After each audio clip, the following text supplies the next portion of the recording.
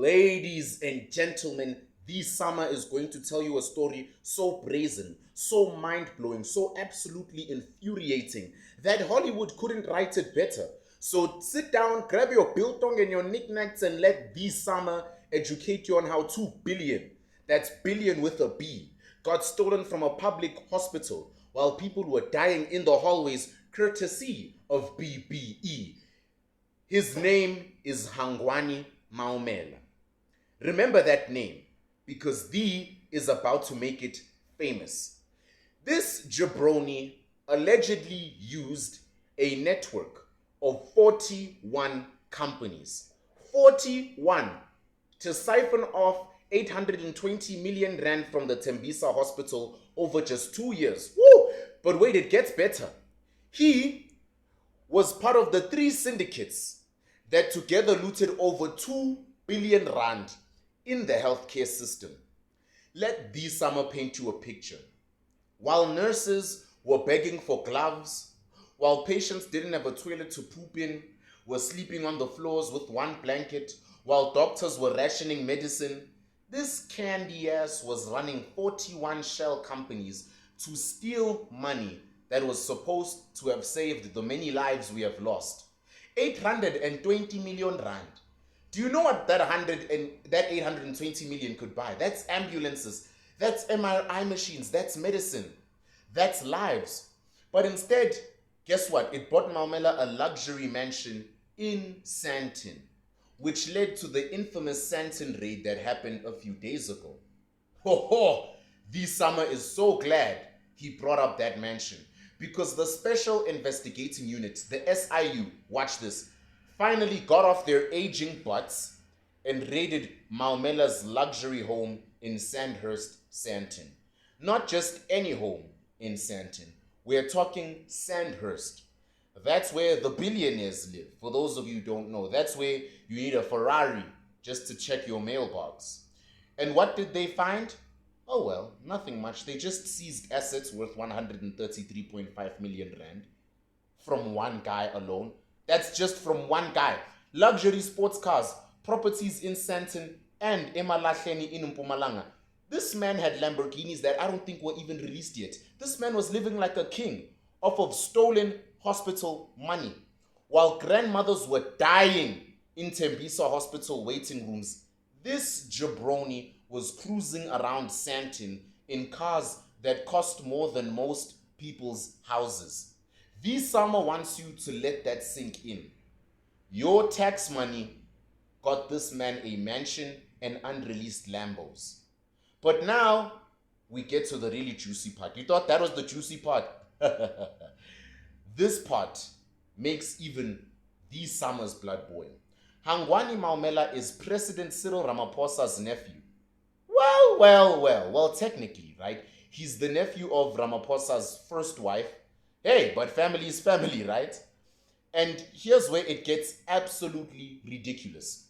Back in 2022, when John Steenhuisen asked Ramaphosa about Maumela, the president stood up in parliament, and said, and these summer quotes, "I have never encountered or seen him."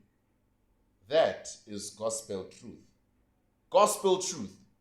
He used the words of Christ himself, gospel truth. But then, a video surfaces. A viral video recently showed up showing Ramaphosa standing right outside Maumela's Sandton mansion wearing a cap.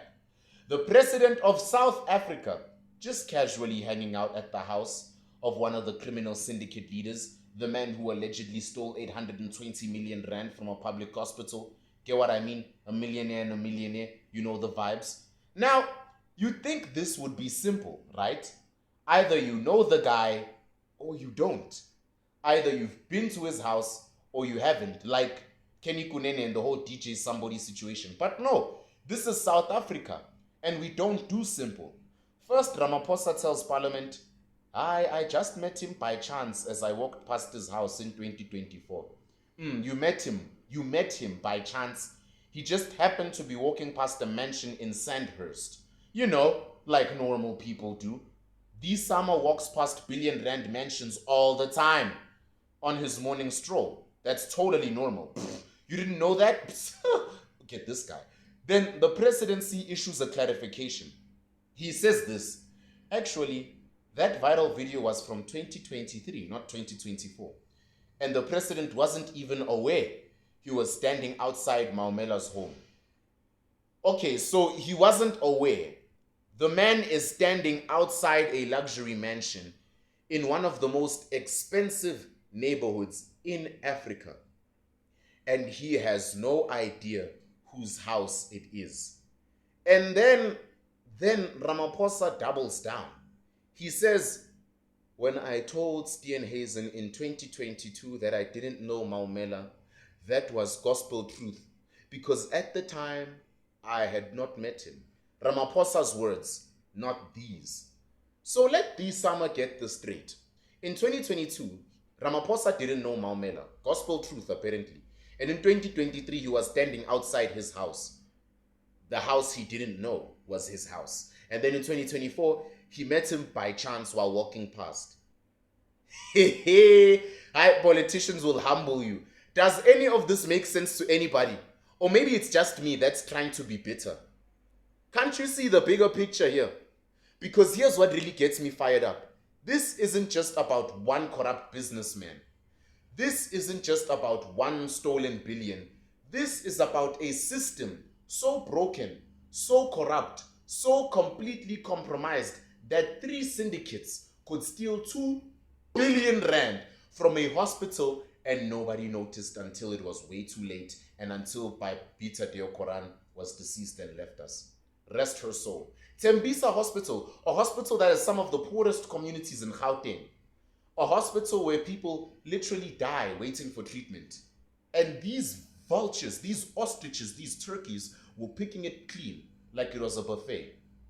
41 shell companies, 3 syndicates, 2 billion rand stolen, and somehow the president's nephew is at the center of it all, living in a 133.5 million rand mansion, and the president just happened to walk past his house and meet him by chance.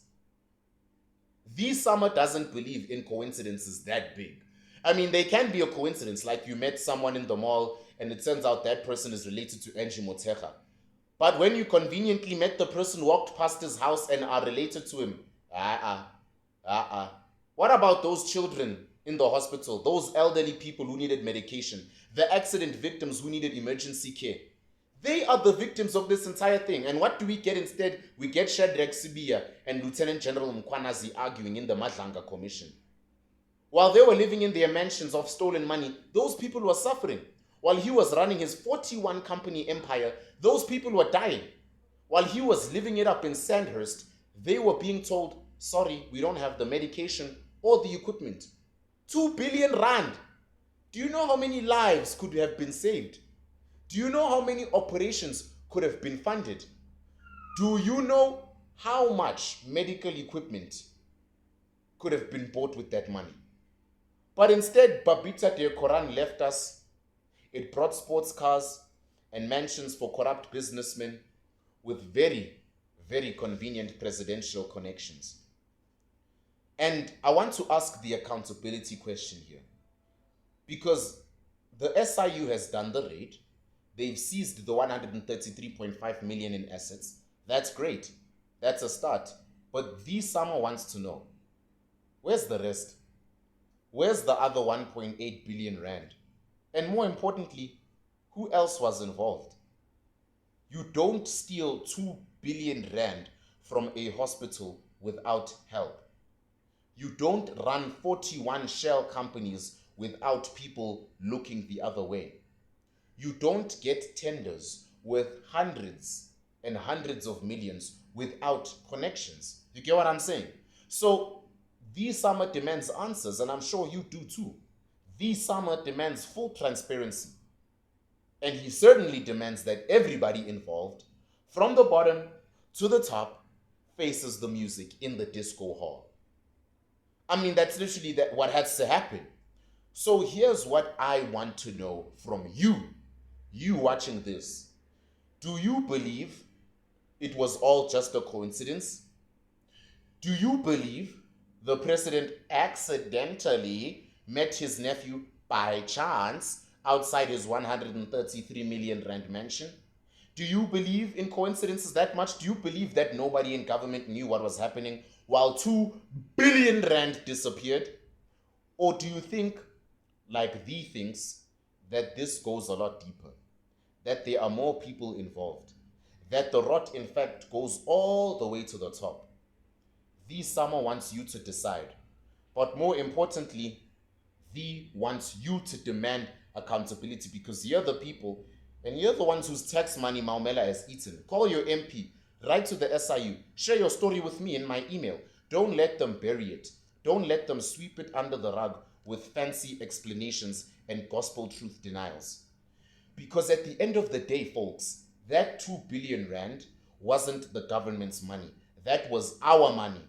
That was meant to save our lives and improve our nations, fix our roads, our hospitals, our schools. And when people in power steal it, when they loot it, when they buy mansions with it while patients die, that's not just corruption.